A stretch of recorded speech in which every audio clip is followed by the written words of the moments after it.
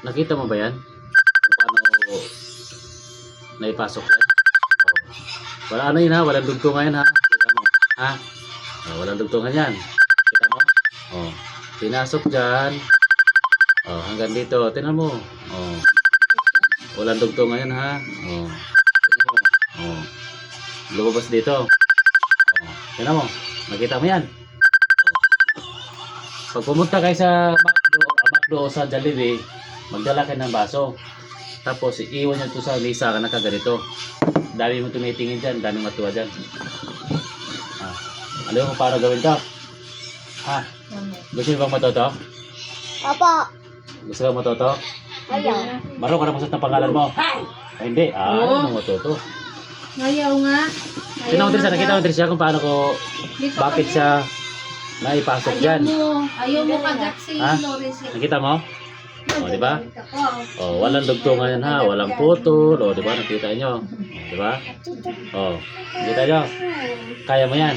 Hindi. Hindi mo kaya? Ha? Hindi nga. Ito na guys, tinanggal ko na guys. Ituturo ko sa aking mga makukulit na anak. Si Patricia. Si Alyssa. Diba? Ganyan na naman guys, oh. Diba? Ilalagay ko lang dyan guys. Ay, yung ano na, yung kulay pula or kulay asol. Lagay mo para makikitang-kita. Patayin ko Hindi, pa. yan yung guma. Oh guys, maraming guma guys, oh. Pipili tayo guys kung saan yung pwede ito. Yung, dapat yung malaki para din mahirapan yung mga makulit itong pitos na to. Oh, ito.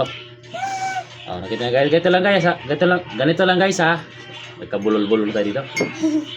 Oh, nakita nyo guys ha. Ito siya guys. Saan mo natutunan yan? Ipapasok nyo dito guys ha. Oh. Tapos okay mo. Salbo. Kunin sa kabila. Then dahan-dahan sa kabila baka sumabog. Up. Ipasok. Oh. Kita nyo na.